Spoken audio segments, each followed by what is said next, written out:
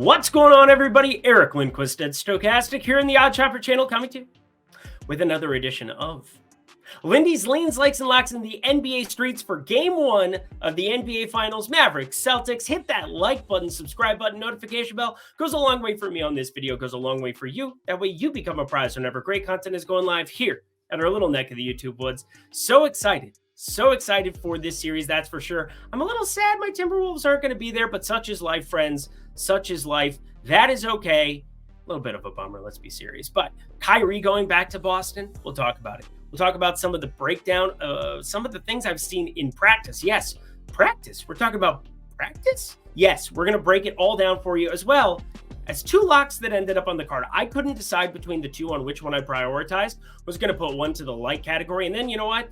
I just bet a unit on each. And it's not what you're expecting. We're talking role players for the Mavericks, that's for sure. But anyway, I've got producer Jacob on hand. He's a Celtics fan, so I'm going to be cheering hard for him, for his team, that's for sure. But, you know, my Timberwolves, it was a good ride. It was a good ride. It's been a really good ride here until the last three games. We are now 17-8 on lock plays in the play-in tournament into the playoffs this season. Bummer is that I've lost 3 locks in a row. So just being dead serious with you there, that's a bummer. But I'm ready to rock for you. Are you ready to rock? I want to rock. Let's get to the picks. It's the NBA Finals. Producer Jacob, let's hit it. Oh, yeah. Odd Shopper. Let's hit that first. $14.95 weekly, $49.95 monthly. If you use promo code Lindy, 20% off of that, $12 to come hang out in that premium Discord. And I got bets. I'm going to be firing up some single game parlay goodness. Lots of opportunities to make some money, as well as checking out the Positive EV tool. Hope to see you there. Let's get to the picks now. Welcome to the NBA Finals, fam. We've got Dallas 6.5-point dogs heading into Boston. And I think the thing I'm the most excited about is seeing if Kyrie burns incense walking into Boston. That would be pretty hilarious, right? Because last time we saw him in a Celtics uniform, it didn't go well, friends. 1 year, gone, sent out on a rail. Nobody in Boston liked him. He didn't like anybody in Boston. It was a whole thing. He's had some back and forth with the fans since then. We'll see how elevated it gets for a game one, because Kyrie seems pretty even keel, low-key, chill, leading into this finals. But that can all change in the drop of a hat when you're talking the NBA Finals, as opposed to some regular season game where you're yelling at fans and trying to get people kicked out. And in Boston, that's not going to go as well. But let's break this down from a series perspective, because I think the biggest news that we have on the slate, period, is Kristaps Porzingis. He returns potentially. Well, he is announced as playing here, but for how long? For how many minutes? How healthy is he? Is the calf all right? And that's where I was watching practice the last couple of days. I wanted to watch clips. Yes, going to ESPN, going to Fox, FS1, watching anything I could to see interviews on Porzingis, talking about his health, seeing how he was feeling. And a couple of days ago, I did fire up a single game parlay that we'll get to in the like section, but opened at 17.5, was immediately to 15.5. Now it's kind of wobbled between, oh, we're really going juicing that 15.5. Oh, we're really going to be juicing the 1.5 threes for Porzingis. But I don't know what to make of it. And I don't think any of us know. I don't think they're going to divulge he'll be on a minutes limit or it'll be something crazy. I think it's like a self-imposed minutes limit where you're going to see 28 to 30 minutes in most scenarios. But I will say, it is going to be very dependent on how he looks in the first 4-5 minutes of that basketball game, because I think the range of outcomes for his minutes has far more downside than it has upside. If that makes sense to you, I think there's chances where you might see him limited to 14, 15 minutes if it is that bad. Can I bring up OG Anunoby again? I did not expect him to come back. That was a much worse issue that we had there with a hamstring as opposed to a calf issue. I guess it's kind of same thing, it's your leg. But either way, OG Anunoby plays all of one possession, and you knew immediately how he was going to look. Now, Porzingis in practice didn't look insanely immobile, but definitely walking with a limp. Don't think he's out there faking it for the cameras. 7'4" actor out there? I don't think so. So for me, I think there's more minutes downside as we're looking towards it. And that is a big deal because we've seen Daniel Gafford and Derek Lively split these center minutes. Derek Lively's led the Dallas Mavericks in net rating over the course of these playoffs. He missed the game 4, which was the one game that the Timberwolves won from it, Lively out there against Porzingis is going to be a very interesting matchup for sure. Now, Daniel Gafford, he has the electric blocks. He does a lot of stat counting stuff, if you will. I do think under 7.5 rebounds for Derek Lively makes some sense here, because there's going to be some small ball lineups that Dallas can go to with Maxi Kleba. He is now healthy and back with this team. You got Jaden Hardy. You've got Josh Green. All of those guys have been playing decent enough minutes. Josh Green the most out of all of those guys that I just mentioned. But Derek Lively and Daniel Gafford splitting the center minutes against Porzingis, that's going to be something I pay attention to a lot. But I know a lot of you are saying, oh, why are you starting there? Because I think that's more attackable than some of these stars. Luka, Kyrie, everything looks perfectly efficient to me for an NBA Finals, where we can assume 42, 44 minutes. Going to be kind of the norm, not the exception. I'm going to project them both for 42 minutes. I'm going to project Jaylen Brown and Jason Tatum for right around 40, 42 minutes as well. Tatum had some games where they really push his minutes and don't have any regard for humanity, and I think that's just fine. It's the freaking NBA Finals. But Dallas, I'm going to go a minute uptick on where I've kind of set their lines. 41 minutes for Luka and Kyrie. Bump it up to 42 for the time being, which doesn't change a whole hell of a lot. Perfectly efficient numbers. But let's get to some bets, shall we? And I think that'll help us break it down. The lean.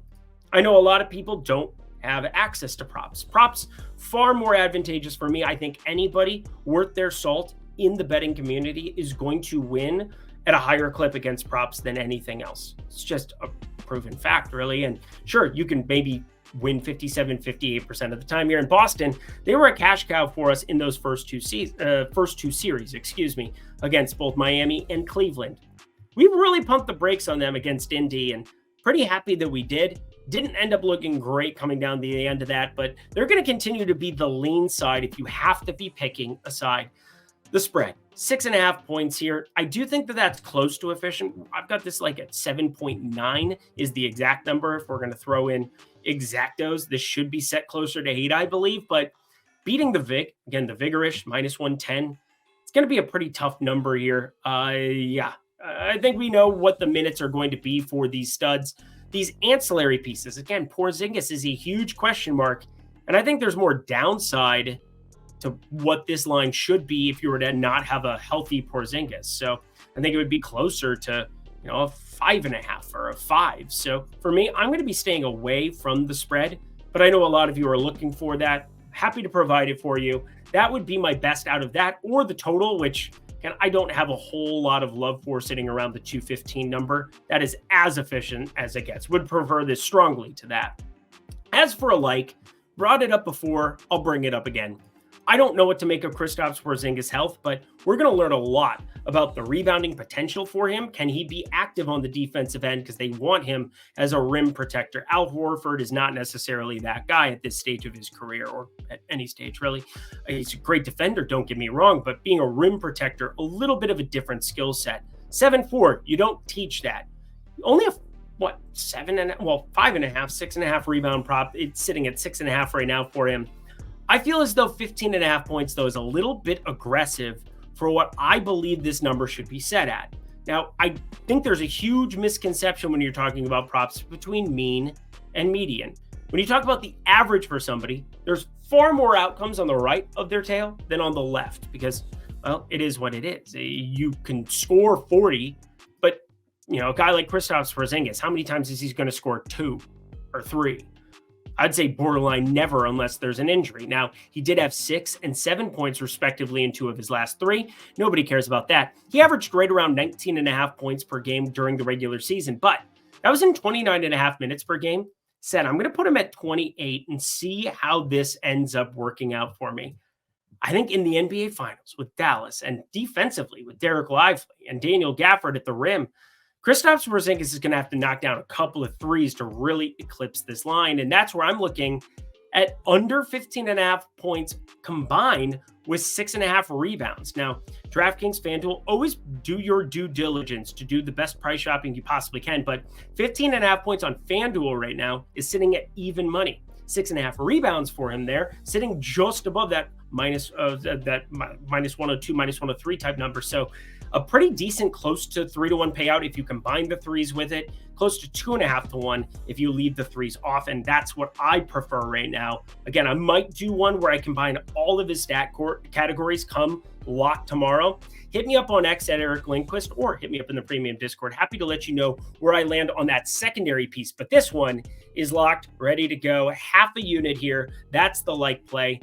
Before we get to our lock, of course, check out BetMGM, friends. That's a great opportunity for you. $1,500 if you fire up anything up to it, whether it's $50, $100, $250, up to $1,500 on your first bet. If you don't win, you get it back in bonus bets. Great opportunity, and that link is down in the video description box below. If you want to support this channel, if I've made you money throughout these NBA playoffs, which if you joined me like a week ago, yeah, I probably did not. But over the course of these playoffs, there is no doubt between all of the insane ladders that we've had on Jalen Brunson, on Dante DiVincenzo, on Miles Turner, we have had some absolute smashes. Andrew Nembhard hated me, but that's fine. That's beside the point.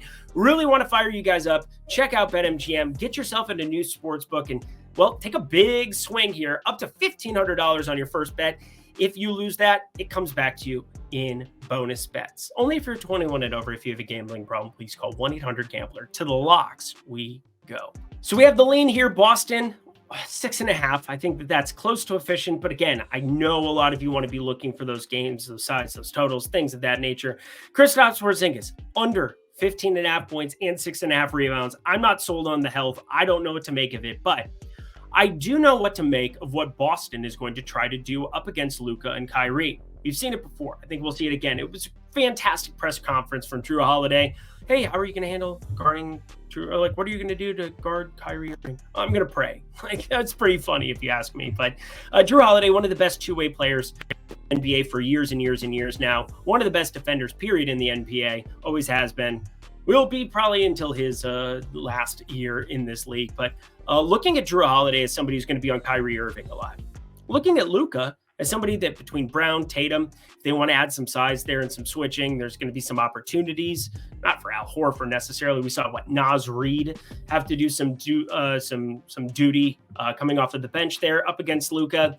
I don't see that being an Al Horford assignment by any means, although I'm sure Dallas will try to switch and try to force some issues onto Porzingis based on the health, based on Al Horford trying to guard him up top there and then try to get onto Peyton Pritchard whenever he touches the floor. Peyton Pritchard is somebody that I thought and could have put up in this lean category under 9.5 PRA, something I stared at for a long, long time the last 3 days. Feel like it's pretty efficient though at this point, but something that is not efficient to me, something I want you betting, are two ancillary pieces from the Dallas Mavericks side. The first, we're going to lead this off with Derrick Jones Jr. 7.5 points. 7.5 points is juiced pretty heavily at minus 135 over at Caesars. And yet, I think it's the second best play that I have on this card because there's going to be a lot of opportunity for a great defensive stalwart wing in Derrick Jones Jr. to play massive minutes against Jaylen Brown and against Jason Tatum. Now, we only saw 30 minutes. It was a complete blowout in that Game 5 in Minnesota to close out that series. But before it, previous games against Minnesota, 33, 33, 34, and 35 minutes. I have him in for 37 minutes for this game because I think that there's a great opportunity for Derrick Jones Jr. to be the priority out there. I see a lot of places, 34 minutes kind of being the baseline projection. I don't think they're factoring in how insanely hard it is to be guarding Jaylen Brown and Jason Tatum in ISO ball. Now, all four of the teams that were in these two teams are all top four in the NBA in terms of ISO possessions. They constantly are playing ISO ball, forcing matchups, and then attacking them. So pick and roll isn't necessarily a roll spot. It's a pick to create a matchup.